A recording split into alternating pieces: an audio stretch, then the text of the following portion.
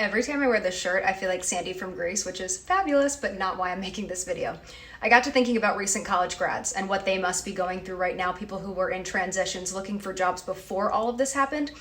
And I decided to talk to some recent college grads as well as my cousin, who's a medical school applicant, see what they're going through, what is going on in their mind, what they're thinking, what their fears are, and also bring in a therapist. And she has some really amazing tips, tricks, and ways of thinking to not only optimize this time, but just pivot your mindset, which is going to be really helpful. My cousin Gino, you're a med school applicant. What are you going through right now? You're kind of in the thick of it. So I'm living in Hoboken, New Jersey, and I work at a hospital here in New Jersey, in the ER actually. I'm a medical scribe. I was pretty scared because I was going in, you know what I mean, with risking potential exposure every shift. But I went to work every day. You have a life plan. I mean, when you choose to become a doctor, you say, okay, undergraduate, okay, maybe I'll take a scribe year and then I go to med school. The process and the stepping stones are a little bit out of place. Tell me what you're going through in terms of that. So the medical school application is a long process to begin with. So it started out, I took the MCAT in June and applied at the end of June. Then interviewed throughout the fall, winter, and stuff like that. And even earlier this year, I interviewed. I guess the biggest issue would be kids who have not taken the MCATs and plan to do it this year, right? Right. So there's been some talk. I don't know how they're doing it because I don't have to take it again, thankfully. But I know that there was talk about that they were going to postpone tests and stuff like that. I don't know if they're going to do it online. I don't think that they would. And then if they end up, having to push back dates of MCATs, they may push the date back for the actual application process as well. So again, I'm not sure that anyone is really sure what's going on with the application for next year. And you guys are at that age group where I'm sure not all of your friends are going to med school. Some of them are working. What are some issues that people your age are going through? Medical school application's a full year long. So I've kind of had to learn, and I'm not that patient of a person to begin with. So I've kind of had to learn and stuff like that. And my life was already kind of in limbo before all this happened. So I kind of had a head start, you could say, but again, it's like very unprecedented times and nobody really knows what's going on or what's next. I think we're just kind of all taking it day by day. My sister Isabel and her best friend Taylor are down at the University of Alabama. You guys are seniors. You're still taking classes online. So academically, things are for the most part the same. But how has the social aspect of your senior year kind of come to a screeching halt? It's your rite of passage, senior year, graduation, get a job. Now really no one knows what they're going to do, and it's kind of like a scary, eerie time for all of us. Spring break, and then it was, the coronavirus, no one can come back. So there was never really a goodbye period or a time to stop and say, okay, this is the last time I'm going to do this. That's probably the worst part about it. It's just all the people we've been living with the past 4 years. We don't know when we're going to even see them next. You have to put things into perspective. There are people out there on the front lines, whether they be medical personnel or people actually with this virus, family, friends of those people who are battling this every single day. They're living this.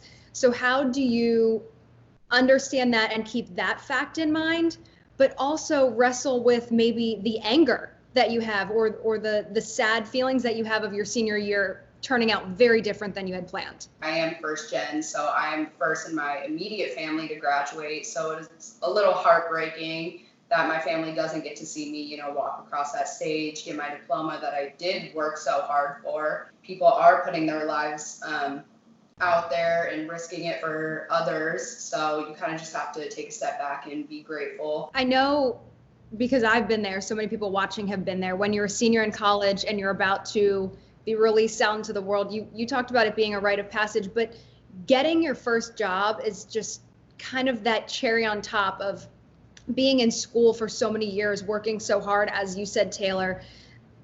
How do you deal with, it's uncertain for any college graduate, but how do you deal with that uncertainty of, what's the economy going to look like 2 months from now? The jobs that I'm currently applying for, everything's just been put on pause. All my interviews are being postponed till we don't even know when. Right now, I'm just really trying to focus on finishing my senior year strong. I was talking about this with Mom.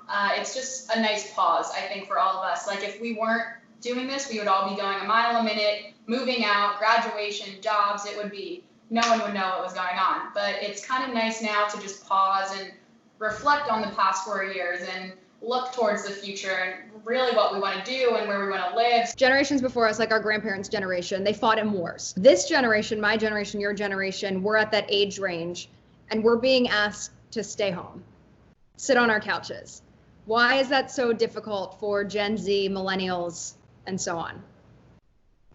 I mean, I think this generation, we just live a life of luxury. You know, we're so blessed to live in the U.S. and pretty much impossible for our generation to fathom not doing anything. I mean, we're constantly moving, trying to get as successful as we can. FOMO is real, especially in our generation with social media. And everyone always wants to put the best out there. Look what I'm doing. I'm doing this, I'm doing that. So, like, our generation is obsessed with Instagram, Twitter, social media. It's about everyone just constantly looking at what everyone else is doing. But right now, no one's traveling, no one's going out, no one's doing anything. So, I mean, personally, I see all these cooking videos online, so I've been cooking, trying, attempting to, at least. But yeah, so I'm using this time to just do something that I really always wanted to do. Are you getting any better as a cook? No. Grad school was hard to get into before. Now, like, it's going to be even harder because they're waiving the GRE and everyone's going to want to go to grad school. It's going to be more tough to get into these schools because I'm sure a lot of people have the same idea. That's also just another bump in the road. GRE is tough too. I've taken it. I chewed like a whole pack of gum. I don't think you're supposed to even chew gum while you go in there either. Valentina Verani, therapist in Beacon Hill in Boston. I've known you for several years now. Fabulous, wonderful. I want to talk to you about the kiddos who were supposed to graduate this May, whether it be undergraduate, whether it be law students, med students, master, everything. I mean, these kids who are hungry to get into the workforce and things are halted. My heart goes out to those people. And what I'm saying to them is you have every right and every reason to feel the sadness that you're feeling.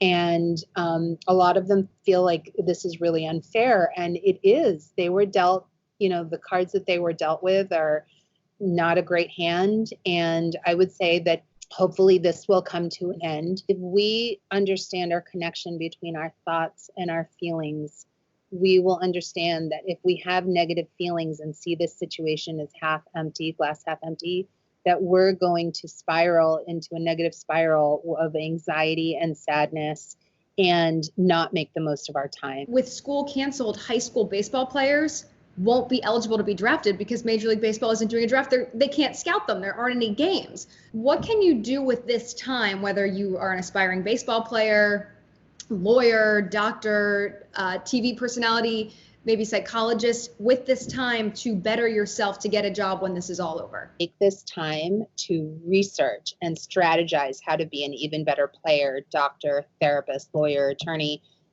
you know, anything that you feel is passionate to you. Take this time to kind of say, okay, this is a pause. This is the situation at hand. How can I better improve myself so that when this does end, and hopefully it will, it's important to have hope that it's going to be like a reset, that there will be a second chance, and that once they get out there, they're going to be very prepared, probably more prepared than they were when they, you know, when this all started.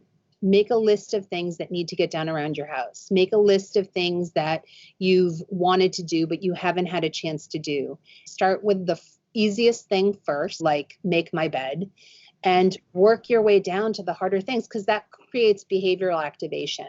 So if we're not motivated because of the state that we're in with everything that's happening in our world today, it's important to start with the first step, the easiest step, which will create motivation. It will activate motivation in your brain to continue the second step and the third step. One thing that people say all the time, and I now say it, I'm in that category of like back in my day, is you are never going to have a summer vacation ever again. So what's the importance of just taking a breath? I know when you're 18, it's go, go, go, go, go, go, go. One of the mindfulness exercises that I do with my clients is called mindfulness of thought. And it's when you stop for 5 minutes, listen to the sound of your own breathing. Just listen to the sound of your inhales and your exhales.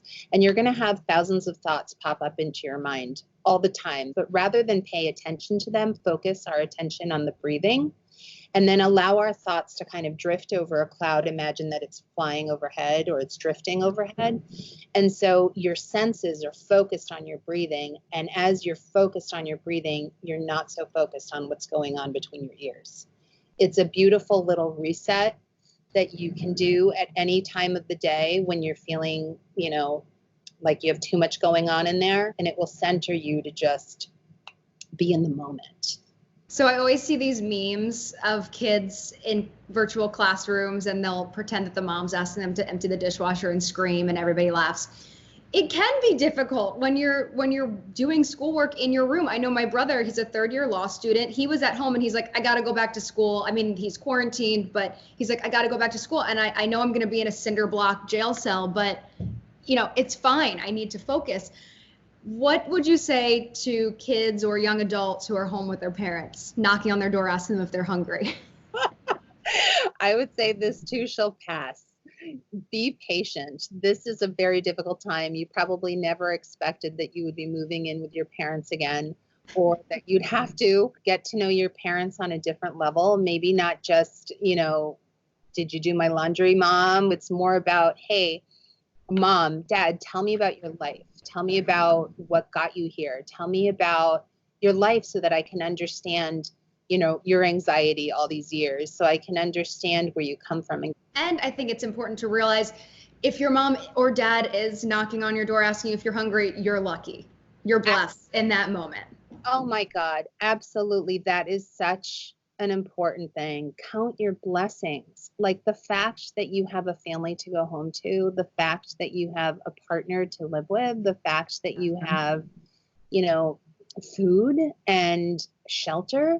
A lot of people right now do not have that. A lot of people It's so emotional. I know it's true. And it's just that, and I think you almost feel guilty for thinking about that sometimes. And I've wrestled with this, this internal dialogue with myself is there is a gift in this. I mean, there is so much suffering. There's so much death. There's so much hurt. There's so much sacrifice, but be grateful. Be grateful for the people on the front line, but be grateful for this time.